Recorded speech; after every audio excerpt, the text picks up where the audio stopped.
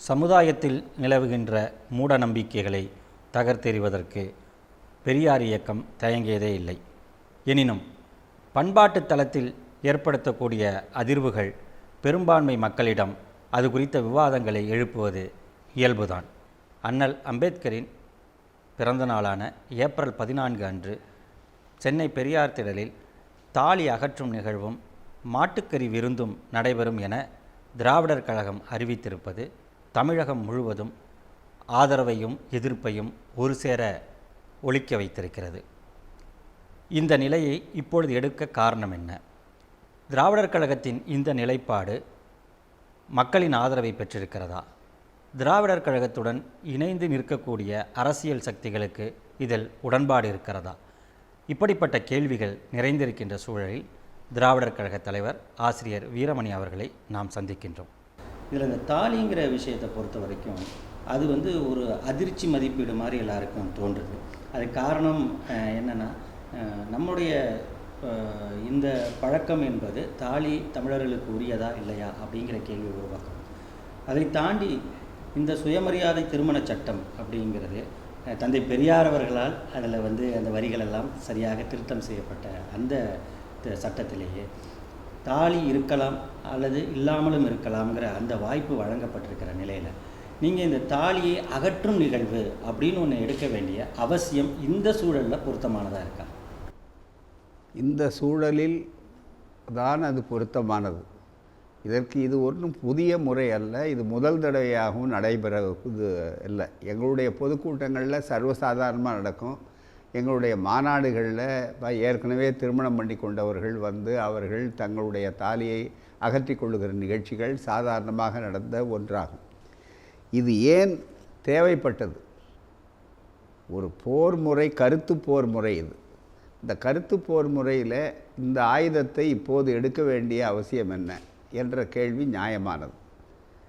ஒரு தொலைக்காட்சி தாலி அணிவது பொருத்தமா இல்லையா என்ற ஒரு விவாதத்தை நடத்த வேண்டும் என்று ஒரு அறிவிப்பு கொடுத்த உடனேயே அதற்கு மிகப்பெரிய அச்சுறுத்தல்கள், மிரட்டல்கள் என்பதையெல்லாம் ஏற்பாடு செய்து அந்த அச்சுறுத்தலும் மிரட்டலும் கருத்தாலே சந்திப்பது என்ற முறையை கைவிட்டுவிட்டு அதற்கு குண்டு எறிவது, டிஃபன் பாக்ஸை குண்டை போடுவது, அங்கே இருக்கிற கேமராக்களை உடைப்பது, மற்றவர்களை அடிப்பது, நொறுக்குவது என்பது போன்ற வன்முறைகளில் ஈடுபட்டு கொண்டிருக்கிறார்கள். அதற்கு ஒரு பின்புலத்தை வைத்துக்கொண்டு இந்த கருத்தே வெளியே வரக்கூடாதுன்னு அச்சுறுத்தி அடக்கி விடலாம்னு நினைக்கிறார்கள். அந்த நேரத்தில் தான் எங்களுடைய பெரியார் திடலில் அவைகள் நீ எந்த கருத்து போய் சேரக்கூடாது மக்கள் மத்தியிலே என்று நினைத்தார்களோ அந்த கருத்தை சேர்க்க வேண்டிய அவசியத்தை இப்படி ஒரு அறிவிப்பு கொடுத்த உடனே நாங்கள் 14ஆம் தேதி இந்த நிகழ்ச்சி நடத்துவதற்கு முன்னாலேயே எங்களுடைய நோக்கம் 75 பாகத்திலிருந்து 90 விழுக்காடு நிறைவேறிவிட்டது. காரணம் என்னவென்றால் எங்கு பார்த்தாலும் இதை பற்றித்தான் விவாதங்கள். என்னை அவர்கள் வைகிறார்கள், வசவு மாறி பொழிகிறார்கள், ஆகவா உன்னை கொலை செய்து விடுவேன் எழுதுகிறார்கள். இங்கே இருக்கக்கூடிய பெண்களை ரொம்ப அவதூறாக பேசுகிறார்கள், ஆபாச மொழிகளில் பேசுகிறார்கள். இதெல்லாம் அவர்களுக்கு சர்வசாதாரணம்.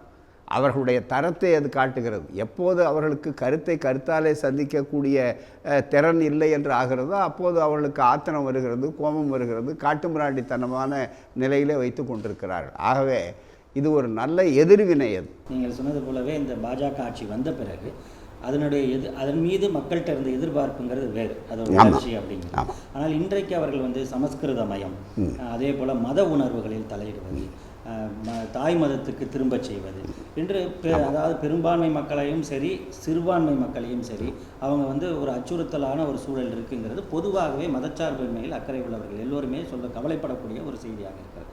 இந்த சூழ்நிலையில் பெரும்பான்மையான உள்ள எல்லா மக்களையுமே ஈர்த்து இந்த மதவாத சக்திகளுக்கு எதிரான ஒரு போராட்டத்தை எடுக்க வேண்டிய நிலையில் பெரும்பான்மை மக்கள் அணிந்திருக்கக்கூடிய தாலி பிரச்சனையை நீங்கள் கையில் எடுக்கும் பொழுது அந்த ஆதரவு கிடைக்கும் என்று எதிர்பார்க்கிறீர்கள்? நிச்சயமாக பெரும்பாலான பெண்கள் அதை மனப்பூர்வமாக விரும்புவதில்லை. அதில் இப்போது படித்த பெண்கள் மத்தியிலும் தெளிவான உணர்வுகள் ஏற்பட்டிருக்கின்றன. பல பேர் உங்களுக்கு தெரியுமே, பாஜகவில் நான் பெயர் சொல்ல விரும்பவில்லை, ஒரு பிரபலமான செய்தி தொடர்பாளர், அவருடைய கழுத்தை பார்த்திருப்பீர்கள். அவர் எவ்வளோ பெரிய செய்தி தொடர்பாளராக இருந்தார்? அவர் கழுத்தில் ஏதாவது இருந்ததா? அவர் திருமணமானவர். நான் அவர் பெயரை சொல்லுவது நாகரிகமாக இருக்காது. இப்போது அவர் அமைச்சராகவும் இருக்கிறார். அப்படிப்பட்ட ஒரு சூழ்நிலை இருக்கிறது. ஆகவே பெரும்பாலான பெண்களுடைய எண்ணங்கள் அது.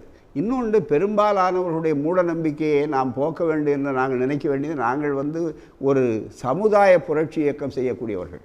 நாங்கள் வாக்கு வங்கிக்காக அரசியல் செய்யக்கூடியவர்கள் அல்ல.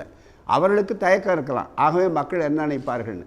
ஆனால் இன்றைக்கு பார்த்தீர்களானால் பெரும்பாலான மக்களுக்கு இந்த உணர்வுகளை ஊட்டி இருக்கணும். இப்போது பெண்களே எடுத்துக்கொண்டால் அவர்கள் மற்ற தங்களை பற்றி கவலைப்படுவதை விட தங்களுடைய சொத்துரிமையை பற்றி அவர்கள் அதிகமாக கவலைப்பட்டிருக்கிறார்களா, வாக்குரிமையை பற்றி அவர்கள் அதிகமாக கவலைப்பட்டிருக்கிறார்கள். இப்போது தான் இந்த உணர்வுகளே வந்து கொண்டிருக்கின்றன. அந்த மக்கள் தெளிவடைந்திருந்தால் நிச்சயமாக இந்த வாய்ப்புகள் இருக்காது. அதற்கு முன்னோட்டமாக நாங்கள் செய்கிறோமே தவிர இது எந்த வகையிலும் பெரும்பான்மையான மக்களுடைய உணர்வுக்கு எதிரானது அல்ல. அந்த கருத்தையே நாங்கள் மறுக்கிறோம். அது பெரும்பாலான மக்கள் என்றது யார்? உலகம் பூரா எடுத்துக்கொள்ளுங்க, இந்தியா பூரா எடுத்துக்கொள்ளுங்க, எல்லாருக்கும் ஒரே மாதிரி தாலி கிடையாது. இந்து மதம்னு சொல்லக்கூடிய இடத்துலையே எடுத்துக்கொண்டால் தென் மாவட்டங்களுக்கு போய் பாருங்கள், இன்னும் சில மாவட்டங்களுக்கு போய் பாருங்கள். அவர்கள் திருமணங்கள் புரோகித திருமணங்களாக நடத்தினால் கூட அதில் தாலி அணிகின்ற பழக்கமே கிடையாது. கேட்டால் ஒரே வரியில் பதில் சொல்வார்கள், இது எங்கள் ஜாதி வழக்கம் அல்ல என்று ஒரே வார்த்தையில் சொல்வார். ஆகவே இது ஒன்றும் பெரிய அளவுக்கு இந்த தாலி என்று இதை இந்த மதவெறியர்கள், இந்துத்துவவாதிகள் இதை ஒரு ஆயுதமாக கையில் எடுத்துக்கொண்டு அவர்கள் சொல்ல வேண்டும் நினைக்கிறார்கள். இதுவரை எதிர்ப்பு வந்திருக்கிறதே கூட ஆண்கள் தான் இதை பற்றி பேசி கொண்டிருக்கிறார்கள். எந்த பெரிய அளவுக்கு பெண் அமைப்புகள் இதெல்லாம் கூடவே கூடாதுன்னு எங்கேயும் தீர்மானம் போட்டோம், மற்றது வரவே இல்லை. நீங்கள் பெண்கள் எப்படி இருக்கிறார் என்பதை நீங்கள் 14ஆம் தேதி பாருங்கள். அப்போது அந்த உணர்வுகள் தெரியும். நாடு பூரா நாங்கள் சுற்றி கொண்டிருக்கிறோம். அப்படியானா எல்லா இடத்துலையும் இல்லை பெண்கள் அப்படியே ஆர்ப்பாட்டங்கள் அதுன்னு பெரிய அளவுக்கு ஒன்றுமே கிடையாது. ஏன்னா படித்த பெண்கள், இளைய தலைமுறை, நடு வகையில் இருக்கிறவர்கள் எல்லோருக்கும் தெரியும். இன்னும் கேட்டால் புனிதமானது அது இதுங்கிறதெல்லாம் அவர்கள் பெரிய அளவில் நம்பலை. இதில் இன்னொரு விஷமத்தனம் என்ன செய்தார்கள்னா, தாலி அறுப்பு போராட்டம்னு போட்டு ஆத்திரம் மூட்டலாம் அப்படின்னு நினைத்தாங்க. தாலி அறுக்கிறது இந்துத்துவாவில் இந்து மத சடங்கு. அறுக்கிறதுன்னு பெண்களை அசிங்கப்படுத்தி வளையலை உடைச்சி அன்னைக்கு பார்த்திங்கன்னா முன்னால் வச்சு அதுக்கு ஒரு சடங்கு நடத்துறது. தாலி அறுக்கிறதுக்குன்னே வச்சுருக்கிற சடங்கு மதம். ஆனால் பகுத்தறிவும் மனிதநேயமாக அகற்றுதல், அதுவும் நாங்கள் அகற்றுறதில்லை, அவரே அகற்றி கொள்ளுதல், அதுதான் நடக்குது. யார் விருப்பமானவங்களோ அவங்க வர்றாங்க. நீங்கள் ஒரு கேள்வி கேட்டீங்க சுயமரியாதை திருமணத்தில்னு. தாலியை கட்டாயமாக ஆக்கிறதில்லை. எப்பவுமே சுயமரியாதை திருமணத்தை பொறுத்தவரையில் ஐயா அவர்கள் என்ன சொல்லுவார்னா, ஐயாவை கேட்டாங்க, ஏன் இன்னென்ன முறைகள் தான் இருக்கணும்னு வரையறுத்துடலாமேன்னு. வரையறுக்கக்கூடாதுன்னார். ஏன்னா அறிவு வளர வளர திருமணம் என்பதே கிரிமினல் குற்றமாக்கப்பட வேண்டும்னு சொல்லக்கூடிய அளவிற்கு, லிவிங் டுகெதர், நண்பர்களாக வாழ்வோம்னு சொல்லக்கூடிய அளவுக்கு நீங்கள் உலகத்தில் பல பகுதிகள் வந்தாச்சு. அதனால் இதுக்கு ஒரு இன்னதான் வரைமுறைன்னு போட்டால் அதுவே பிற்காலத்தில் ஒரு சடங்காயிடும். ஆகவே அது தேவையில்லை என்று சொல்லக்கூடிய அளவிற்கு வந்திருக்கிறார்கள். அதோடு இன்னொரு செய்தியை உங்களுக்கு ஆழமாக சொல்லணும். இவர்கள் இந்த போலித்தனமாக மதத்தை வைத்து கொண்டு தாங்கள் இதை நம்ம இந்த இயக்கத்தை எதுக்கணுங்கிறதுக்காக இதை பெருசாக்கி ஊதி காட்டலாம் நினைக்கிறார்களே தவிர, அவர்களுக்கு ஒரு கேள்வி கேட்கிறோம் உங்கள் மூலமாக. எந்த திருமண முறையிலாவது இந்து திருமண முறையில் 8 திருமண முறைகள் அப்படின்னு இருக்குது பூராமே. இந்த சங்கராச்சாரியார் சொன்ன இது கூட பத்திரிகையில் வந்திருக்கு. 8 வித விவாகங்கள் இந்து மத முறை. சுயமரியாதை திருமணத்தை விட்டுருங்க. இந்த 8 வித திருமணங்களில் எங்கேயாவது தாலி கட்டுறது இருக்கா? இல்லை, அறவே கிடையாது. ஆகவே இதெல்லாம் ரொம்ப பிற்காலத்தில் புகுத்தப்பட்ட ஒன்று, அவ்வளோதான். இன்னும் கூட புராணங்களில் கூட அதுவே இல்லை. இப்போ இது இன்னொரு மிக முக்கியமான ஒரு ஆதாரமான புத்தகம். இதில் encyclopedia of Puranic beliefs and practices அப்படின்னு போட்டு சதாசிவ் ஏ டாங்கே அப்படின்னு ஒரு பெரிய ஆராய்ச்சியாளர், சமஸ்கிருத புலவர். இவர் பண்டர்கார் இன்ஸ்டியூட்டுங்கிறது ரொம்ப பெரிய சமஸ்கிருத ஆராய்ச்சிக்கு மிகப்பெரிய ஆராய்ச்சியான மிக பழமையான ஒன்று மும்பையில் மகாராஷ்டிரத்தில் இருப்பது. இவர்கள் ஒரு 5 வால்யூம்கள் போட்டிருக்கிறார். இதில் இருக்கிற பகுதிகளில் நான் இதை ரொம்ப ஆய்வு செய்து பார்த்த நேரத்தில் கூட பரமசிவனுக்கும் பார்வதிக்கும் நடந்த கல்யாணம், மற்ற திருமணங்கள், ராமனுக்கும் சீதைக்கு நடந்த கல்யாணம்னாலாம் எல்லாம் வருது பாருங்கள். அவன் நடத்தினதில்லை. எதுலேயும் தாலி கட்டினாங்கங்கிற பகுதியோ அல்லது திருமாங்கல்யம் அது இன்றைக்கி புலவர்கள் அந்த வார்த்தையை தயார் பண்ணுறாங்களா, அது மாதிரி எதுலேயுமே கிடையாது. ஆதாரங்கள் சரியாக இருக்குது, நிறைய ஆதாரங்கள் இருக்குது. அதில் சில பேர் சொல்லலாம், இல்லை திருமணம்னு தான் சொல்லுவாங்க, அதில் முறைகள் வந்து ரிச்சுவல் சடங்குகள்லாம் அவ்வளவு டீட்டெயிலாக வந்து அவ்வளவு உள்ளே போய் அதில் விவாதிச்சிருக்க மாட்டாங்கன்னு நினைக்கலாம். ஆனால் இந்த புத்தகத்தில் ரிச்சுவல் சடங்குகளே திருமணத்தினுடைய முறைகள் ஒன்று போட்டுட்டு அந்த திருமணத்தில் என்னென்ன சடங்குகள் என்னென்ன முறைகள் அப்படின்னு வரும்போது அந்த முறைகளில் ஒரு இடத்துல கூட தாலி கட்டினாங்கங்கிறதுக்கு வேத காலத்தை விட்டுருங்க, மறுபடியும் புராண காலத்துக்கு வந்து கடவுள்கள் புராண கடவுள்கள் கதைகள் இவைகளெல்லாம் வந்து அதுதானே இவங்க ஆதரவுங்க சொல்கிறான். இன்றைக்கி கூட பார்த்திங்கன்னாக்கா அங்கே இவர் மீனாட்சி சுந்தரேஸ்வரருக்கும் அங்கே இவருக்கும் சுந்தரேஸ்வரர் வந்து மீனாட்சிக்கு கல்யாணம் பண்ணால் திருக்கல்யாணம்னு வருஷா வருஷம் நடத்துகிறாங்க. அதில் வந்து பட்டர் தான் தாலி கட்டுவார். அந்த பூரா பார்த்திங்கன்னா பச்சை இதை உடுத்திக்கிட்டு அங்கே பூரா கட்டுவார். இது வந்து கடவுளுடைய அதிலேருந்து தான் அந்த பழக்கமே வந்திருக்கு. பிற்காலத்தில் அந்த வடமொழி கலாச்சாரம் புகுந்து பிற்காலத்தில் பெண்ணை அடிமையாக்கணுங்கிற ஒரு கருத்தை கொண்டு வந்து அந்த கருத்துக்கு ஒரு இதை கொடுக்கறதுக்காக ஒரு உருவம் கொடுக்கறதுக்காக இது செய்திருக்கிறார்களே தவிர இந்த 8 திருமண முறைகளிலையும் கிடையாது, புராணத்தில் நடந்த திருமண முறைகள்லையும் கிடையாது. அவன் ஒன்றே ஒன்று தான் அந்த இந்து மத முறை என்று சொல்லக்கூடிய வேத மதம். இந்து மதங்கிறது கூட அந்த வார்த்தை பின்னால், அந்த வேத மதத்தில் பின்னால் வந்த செய்திகளில் ஒன்றே ஒன்று என்னன்னா மிக முக்கியமானது 7 அடி இந்த நெருப்பு கொளுத்துறது. அவங்க வந்து ஹோமம் அப்படின்னு சொல்லி அக்னி நெருப்பை தான் அவங்க மெயினாக கடவுளாக கொண்டாடினாங்க. அந்த நெருப்புக்கு தான் சாட்சியமாக வச்சாங்க. அந்த நெருப்பை போட்டு சுற்றி வரும்போது 7 சப்தபதி அப்படின்னு 7 ஸ்டெப்ஸுன்னு சுயமரியாதை திருமணங்கள் செல்லாது அப்படின்னு சென்னை உயர்நீதிமன்றத்தில் 2 நீதிபதிகள் தீர்ப்பு கொடுத்தார்கள்னு சொல்லும்போது அந்த 2 உயர்ஜாதி நீதிபதிகளும் கூட அவர்கள் சொன்னதில் நாரதர் சேஸ், யக்ஞவல்யர் சேஸ், பராசர சேஸ் அப்படின்னெல்லாம் நிறைய ஸ்மிருதிகளையும் மற்றதுலையும் ஒவ்வொரு ஸ்மிருதிகளையும் அதில் நிறைய கோட் பண்ணியிருக்காங்க அந்த ஜட்ஜ்மெண்ட்டில். அது வந்து அந்த தீர்ப்பில் கூட என்ன எழுதியிருக்காங்கன்னா தாலி கட்டுற சடங்குகளை உடைக்கிற திருமணம் சொல்லிட்டு எது இருந்தால் இந்த திருமணம் செல்லும் அப்படின்னு சொல்கிறப்ப 7 அடி எடுத்து வைக்கல சப்தபதி. அந்த நெருப்பை சுற்றி அந்த மணமக்கள் 2 பேரும் வரணும் அப்படிங்கிறது தான். எனவே அதில் வலியுறுத்தப்பட்டது கூட சப்தபதிங்கிற அந்த 7 அடி எடுத்து சுற்றி வர்றாங்கிறத தவிர வைதிக திருமணத்தில் கூட அந்த முறைப்படி நடத்தப்பட்ட திருமணங்களில் கூட இதுதான் இருந்தே தவிர தாலி கட்டுறதுங்கிறது புராண ரீதியாகவும் கிடையாது. அப்போ இது மதவெறி சின்னத்துக்கு பயன்படுத்தணும்னு நினைக்கிறாங்க. ஆகவே எந்த அம்சத்துலேயும் சரியில்லை.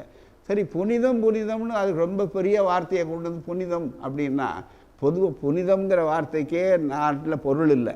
கங்கை புனிதமான ஆறுன்னு தான் சொன்னான். 2000 கோடியை செலவு பண்ணி தான் இப்போ கங்கையை சுத்தப்படுத்துகிறோங்கிறான். அது சுத்தப்படுத்த வேண்டிய அளவுக்கு இருந்தால் அது புனிதமான ஆறாக இருக்க முடியாது. புனிதமாக இருந்தால் சுத்தப்படுத்த வேண்டிய அவசியமே கிடையாது. அந்த வார்த்தைக்கு பொருள் இல்லாத வார்த்தை. அந்த புனிதத்தை அவங்க எந்த அளவுக்கு காப்பாற்றிருக்காங்க இந்த வீராதி வீரர்கள். கழுதைக்கும் கல்யாணம் பண்ணி வச்சுருக்கான். அதே மாதிரி குரங்குக்கு காதலர் தினத்தை கேலி பண்ணுறதுக்காக புரோகிதரையே அழைச்சி அவர் முன்னிலையே தாலி கட்டியிருக்கானே. அப்போ இவன் தாலியினுடைய புனிதத்தை யார் பாதுகாத்தான், யார் அசிங்கப்படுத்தினா? நாங்கள் அந்த மாதிரி கொச்சப்படுத்தலையே. நாங்கள் ஒன்றும் 6 அறிவு உள்ள மனிதர்கள் அவருடைய பகுத்தறிவை பயன்படுத்தி செய்கிறான். இவன் 5 அறிவு உள்ளவனுக்கு கொண்டு வந்து யானைக்கு நாமம் போட்ட கதையா இதை கொண்டு வந்து அது பாவம் கழுதையை கொண்டு வந்து மற்றதை பண்ணி கொச்சப்படுத்துகிறாங்களே தவிர தாலி கட்டுறவனா அதை விட அவனுக்கு கோபம் அங்கே தான் வந்திருக்கணுமே தவிர நம்ம மேலே வர வேண்டிய அவசியமே இல்லை. இதுதான் உண்மை. இவர் சமூக சீர்திருத்த இயக்கமான திராவிடர் கழகம் இந்த மாதிரியான முயற்சிகளை தொடர்ந்து செய்து வருகிறது என்றாலும் இதனுடைய கொள்கைகள் எல்லாம் ஒரு ஆட்சி அமையும் பொழுது தான் எளிதாக அது வந்து நடைமுறைக்கு வருது. அது சுயமரியாதை திருமண சட்டத்திலிருந்து அனைத்து சாதியினரும் அர்ச்சகராகும் சட்டம் வரைக்கும். குறிப்பாக திமுக ஆட்சியில் வரும்பொழுதெல்லாம் கலைஞர் அவர்கள் இதை வந்து நிறையா முன்னெடுத்து பெரியார் கொள்கைகளை நிறைவேற்றாருங்கிறது நீங்களே பல மேடைகள்லையும் சொல்லியிருக்கீங்க. இப்படிப்பட்ட ஒரு சூழ்நிலையில் அது வந்து ஒரு வாக்கு அரசியலுக்குள்ள ஒரு இயக்கம், அது அந்த தேர்தல் அரசியலில் இருக்கிற இயக்கம். நீங்கள் ஏற்படுத்தக்கூடிய இந்த போராட்டங்கள் அவர்களோடு இணைந்து இருக்கக்கூடிய உங்களால் அந்த தேர்தல் அரசியலில் இருக்கக்கூடிய அந்த கட்சிக்கு ஒரு பாதிப்பு வராதா? சில பேர் புரியாதவர்கள் முணுமுணுப்பார்கள். ராமனை செருப்பால் அடித்தவர்களால் ஓட்டு போய்விட்டது என்று ஒரு காலத்தில் நினைத்தார்கள். அதுவே எந்த உணர்வை எடுத்தது? ஆகவே அப்போது அது கீழே போச்சா சேலம் மூட நம்பிக்கை ஒழிப்புமானால் இத்தனைக்கும் அவங்களுக்கு எங்களுக்கு தொடர்பு இல்லை. நாங்கள் யாரும் அவங்கள கூட்டி வச்சு இந்த தீர்மானத்தை ஒன்றும் போடலை. திராவிட கழகம் ஒரு சீர்திருத்த இயக்கம் அதனுடைய பணிகள் அது பாட்டுக்கு நடந்துக்கிட்டே இருக்கும், அவ்வளோதானே தவிர வேற ஒன்றும் இல்லை. ஆகவே இது எந்த வகையிலையும் பாதிக்க வேணும்னே பார்ப்பவர்களோ மற்றவர்களோ முடிச்சு போடுறாங்க. எங்கள் எதிரிகள் வந்து அவங்களுக்கு முடிச்சு போடுறாங்க. அவர் கருத்தை அவர் சொல்லியிருக்கார், கலைஞர் அவருடைய கருத்தை சொல்லியிருக்கார். சுயமரியாதை திருமணம் சட்டத்திலேயே தெளிவாக இருக்க, தாலி கட்டாமலும் இருக்கலாம்னு சொல்லும்போது தாலி இல்லாத திருமணம் செல்லுமா இல்லையா? அப்போ வேண்டாங்கிறவங்க அகற்றி கொள்கிறாங்க. இப்போ உதாரணமாக ஒன்றே குலம் ஒருவனே தேவன்னு அரசியல் கட்சிக்காரர்கள் சொல்கிறாங்க. அவங்க வாக்கு வங்கி அரசியல் அது இருக்காங்க. அதுக்காக நாங்கள் கடவுள் மறுப்பை விட்டுற முடியுமா? விட முடியாது. நீங்கள் கடவுள் மறுப்பு சொல்கிறதுனாலன்னு யாரையாவது முடிச்சு போட்டு சொன்னாங்கன்னா அவங்க பக்குவம் இல்லாதவர்கள்னு அர்த்தம். பக்குவமாக அவர்கள் அண்ணாவினுடைய பாடங்களை இன்னும் தெளிவாக படிக்க வேண்டும். அதாவது பிராமணர் சமுதாயத்தில் பிறந்து வைணவ மதத்தில் சில சீர்திருத்தங்களை செய்ய முயன்ற ராமானுஜருடைய வாழ்க்கையை பற்றி ஒரு தொலைக்காட்சி தொடரை கலைஞர் அவர்கள் எழுதுகிறாரு. இதை வந்து தாய்க்கழகம் எப்படி பார்க்குது? அவரே சொல்லியிருக்கிறார், பொறுத்திருந்து பாருங்கள், அதற்கு முன்னால் கருத்தை சொல்லாதீர்கள் என்று கேள்வி கேட்டு நேற்று இந்து பத்திரிகையிலும் தெளிவாக சொல்லியிருக்கிறார்கள். நாங்கள் ஏன் அவசரப்பட வேண்டும்? பொறுத்திருந்து பார்க்க வேண்டிய அவசியம் இருக்கிறது. இப்போது அந்த பிரச்சனை இல்லை. எது எங்களை ஒன்று சேர்க்கிறது என்பது தான் எங்களுக்கு முக்கியமே தவிர எது எங்களை பிரிக்கிறது என்பதில் நாங்கள் ஒருபோதும் எதிரிகள் வைக்கிற கண்ணி வெடியில் நாங்கள் விழுந்து விட மாட்டோம். அந்த கொள்கையை புரிந்து கொண்டு அந்த இயக்கத்துக்கு வரணும். திராவிட முன்னேற்ற கழகத்தை பொறுத்தவரையில் மற்ற அரசியல் கட்சிகள் மாதிரி அது இயக்கம் அல்ல. அது அடிப்படையில் ஒரு பகுத்தறிவை அடிப்படையாக கொண்ட ஒரு இயக்கம். எங்கள் பணியை நாங்கள் தாராளமாக செய்து கொண்டிருக்கிறோம். அதுக்குரிய தாக்கத்தை ஏற்படுத்தும். அது எந்த வகையிலும் அவர்களை பாதிக்காது. இல்லை, மாட்டுக்கறியை தடை பண்ணணும் அப்படின்னதுமே மாட்டுக்கறி விருந்து நடத்துகிற நீங்கள் மான்கறி தடை செய்யப்பட்டிருக்கே, மான்கறி விருந்தெல்லாம் வைக்க முடியுமா? மான்கறியை வந்து இந்த எல்லா மக்களும் அன்றாடம் சாப்பிட்ற உணவு அல்ல. இந்த பாருங்க, இது வந்து தி மித் ஆஃப் ஹோலி கவுன்னு வால்மீகி ராமாயணத்தில் ஒரு செய்தி இருக்குது. வால்மீகி ராமாயணத்தில் இருக்கிற ஒரு செய்தி அப்படியே உங்களுக்கு படிக்கிறேன். Seetha's love fascination for meat can be inferred from several passages of the text. Rama காட்டுக்கு போகிறாங்க. காட்டுக்கு போகிறப்போ காட்டில் 14 வருஷம் அவங்க வேட்டையாடி சாப்பிட்றாங்க. அதில் இறைச்சியை சாப்பிட்றாங்க. இது மாதிரி ஏழைகள் உணவும் அல்ல. அதோட வந்து மான்கள் ரொம்ப குறைஞ்சி போச்சுங்கிறதுக்காக அவன் தடுத்துருக்கிறான். அது மாதிரி இங்கே பசுமாடெலாம் அறிவிச்சு போச்சுங்கிறதுக்கு அல்ல. ரெண்டினுடைய அடிப்படையே ரொம்ப வித்தியாசமானது பூராமே. ஆகவே நாங்கள் வந்து ஏன் சிங்கக்கறி சாப்பிடக்கூடாது, ஏன் ஒரு புலிக்கறி சாப்பிடக்கூடாதுன்னு கேட்குறதுக்கு பாருங்கள், அது வந்து சரியான அறிவுபூர்வமான வாதம் அல்ல. அதே நேரத்தில் இப்படி கேட்டவருக்கு ஒரு தகவல் நாங்கள் சொல்ல கடமைப்பட்டிருக்கிறோம். இதில் இருக்கிற பகுதியை மட்டும் படித்து காட்டுறேன். Sita's love for deer meat, மான்கறி, deer meat makes her husband chase and kill Maricha disguised as the fabulous golden deer. இதுதான் மிக முக்கியமான ஒரு அடிப்படையானது. இது எந்த ஆதாரத்தை அடிப்படையாக கொண்டிருக்குன்னா ராமாயணா சைட்டட் பை பிராங்கிங்டன். இது ராமாயணத்தில் வால்மீகி ராமாயணத்தில் 3.3வது சருக்கம் 42.21 இதில் ஆதாரத்தோடு இருக்குதுன்னு எடுத்து ஆதாரத்தோடு சுட்டி காட்டியிருக்கிறார். அதை இதுவரையில் அழகான மானை பிடிச்சிட்டு வான்னு தான் கதையை சொல்லிகிட்டு இருக்காங்க. அது உண்மை இல்லை. மான்கறி சாப்பிட்ணுன்னு ஆசைப்பட்டு தான் வந்து பூரா கேட்டிருக்காங்க அப்படின்னு. எத்தனை வகையான அயோத்தியா காண்டம் 2வது சருக்கம் 52வது 102வது பகுதியில் ஹேவிங் ஹண்டட் தேர் 4 deer 4 மான்கள் வரஹா ரிஷ்யா பிரிஸ்தா and மஹரு R 4 principles of the species of deer, a whole footed antelope, அந்த இந்த மான் antelope, and spotted deer, Pulliman spotted deer, and great deer with black strips, and quickly partaking the pure and meat reached tree by evening they spent the night.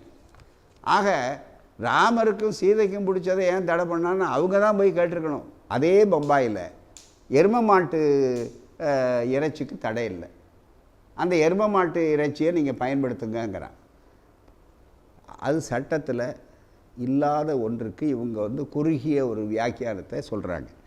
பசுமாட்டை மட்டும் தனியாக பிரித்து எடு, அது வெள்ளையாக இருந்தால் ஒரு வர்ணாசிரமம், கருப்பாக இருக்குது எரும மாடு, அதனால் வந்து அதுக்கு தனி இது அப்படின்னு இவன் பிரிச்சுருக்கா பாருங்க. அது மதத்தை அடிப்படையாக கொண்டது தான். அதை நம்ம வந்து கட்டாயப்படுத்த முடியாது. இப்போ டயபெட்டிக்காக இருக்கிறவன் நான் வந்து இனிப்பு சாப்பிட மாட்டேன்னு சொன்னால் அதை கட்டாயப்படுத்தணும்னு அவசியம் இல்லை.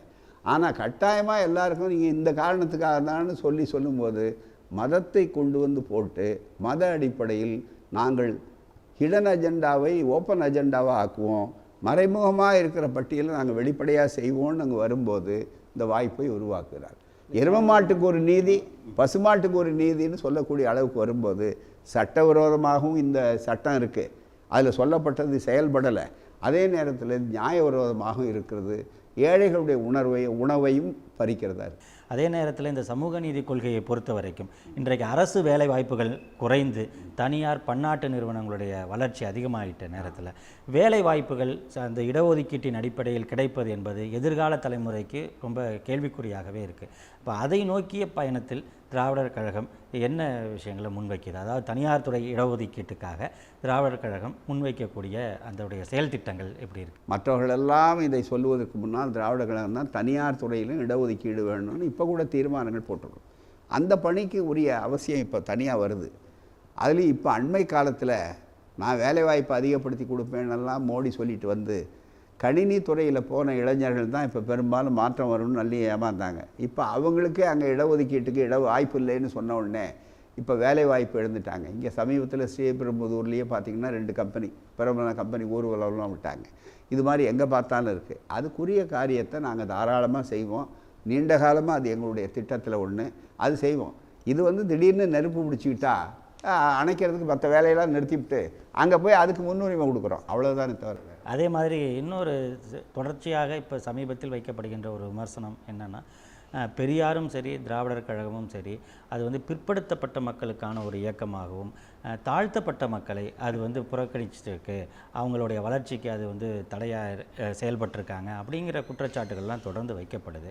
இதற்கு நீங்கள் பல விளக்கங்களை கொடுத்திருந்தாலும் கூட இப்போது இருக்கின்ற சூழ்நிலையில் பல இடங்களில் தென் மாவட்டமாக இருக்கட்டும் வட மாவட்டமாக இருக்கட்டும் பல பகுதிகளிலும் பிற்படுத்தப்பட்டவர்களுக்கும் தாழ்த்தப்பட்டவர்களுக்குமான மோதல்கள் உருவாவதும் அது சாதி கலவரமாக நடைபெறுவதும் அது பல கிராம நிகழ்ச்சிகள் கோவில் நிகழ்ச்சிகள் எல்லாவற்றிலும் அதுபோல் இருக்கின்ற நிலையில் திராவிடர் கழகத்தினுடைய இன்றைய பங்களிப்பு போதுமானதாக இருக்குன்னு நீங்கள் நினைக்கிறீங்களா? முதல்ல இந்த இயக்கத்துக்கு பேர் பள்ளங்கட்சி பறையங்கட்சின்னு தான் பேர். ஐயா காலத்தில் இருந்தேன். இதே மாதிரி இந்த தாழ்த்தப்பட்ட சமுதாயத்தை சார்ந்தவர்களையும் மற்றவங்கன்னு இந்த இயக்கத்தில் பிரிவே கிடையாது.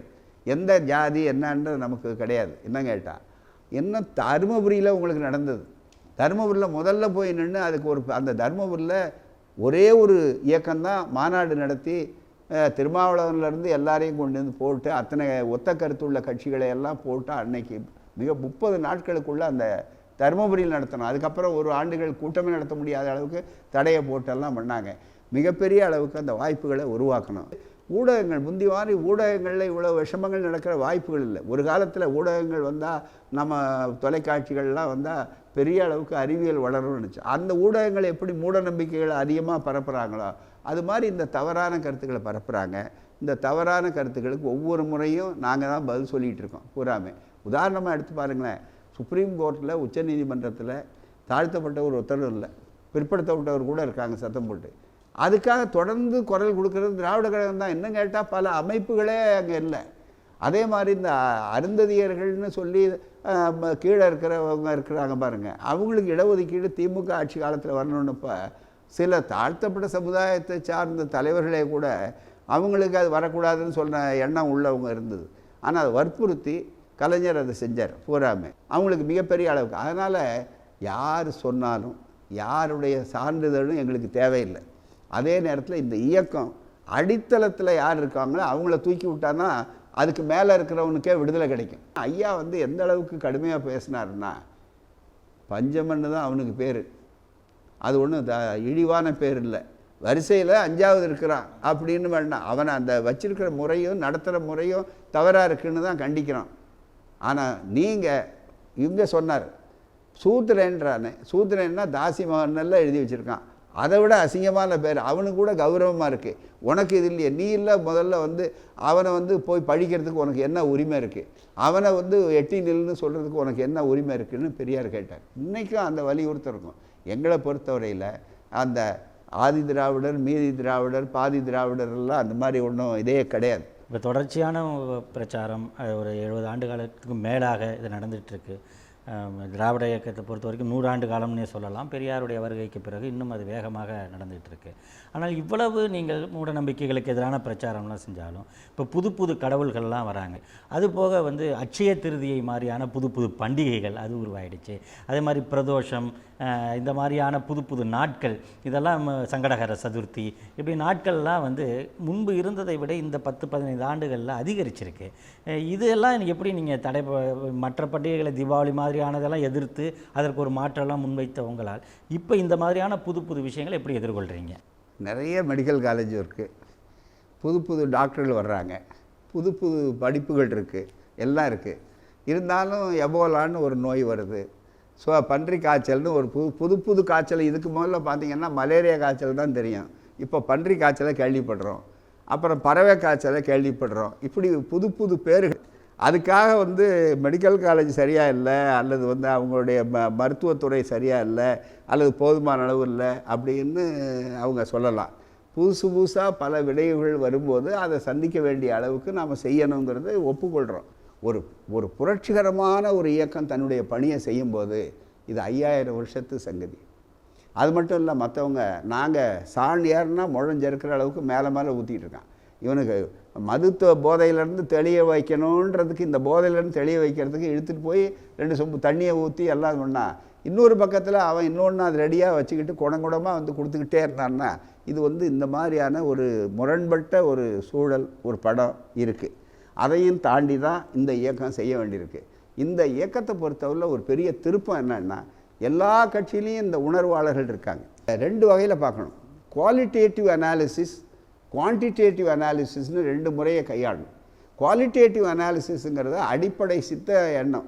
யாருக்கு வந்து ஐயோ கண்ணை குத்திடணும் இல்லை. பெண்கள் பார்த்திங்கன்னா உடுப்புலேருந்து எல்லாத்தையும் சுதந்திர சிந்தனைக்கு வந்துட்டாங்க, படிச்சிருக்கிறாங்க, இந்த வாய்ப்புகள், படிப்பு வளர்ந்துருக்கு, அதனால் எல்லாம் இருக்குது. அவங்க எல்லாம் திராவிட கழகத்தில் உறுப்பினராக இருக்கணும்னு அவசியம் கிடையாது. பெரியாருடைய இது ஒரு சூப்பர் மார்க்கெட் மாதிரி. இது பெரியாருடைய இயக்கமே ஒரு சூப்பர் மார்க்கெட் மாதிரி. எப்படின்னா எல்லா பொருளும் அங்கே கிடைக்கும், ஆனால் எல்லோரும் வாங்குறவங்க எல்லோரும் சூப்பர் மார்க்கெட்டில் வந்து வாங்குறதில்ல. அதுதான் பக்கத்தில் உடனே வீட்டிலேருந்து கிடைக்கணுன்னா கொஞ்சம் விலை கூட இருந்தால் கூட அது அங்கே வாங்கிக்குவாங்க. பூரா இங்கே கிடைக்காத பொருள் என்னவோ அது மட்டும் இங்கே வந்து வாங்குவாங்க. அது மாதிரி சூப்பர் மார்க்கெட் மாதிரி நாங்கள் நடத்துகிறோம். அது வந்து லாபகரத்துக்காக நடத்துறது அல்ல. இதுதான் இருக்க சூழ்நிலை. நம்ம தெளிவாக நடந்துக்கிட்டு எப்பொழுதுமே எதிர்நீச்சல் போட்டு தான் இந்த இயக்கத்தின் கொள்கைகள் வந்திருக்குது. அதாவது பெட்ரூமாக்ஸ் லைட்டை மட்டும் வச்சுக்கிட்டு மெகாஃபோனை வச்சுக்கிட்டு பேசின காலம் உண்டு.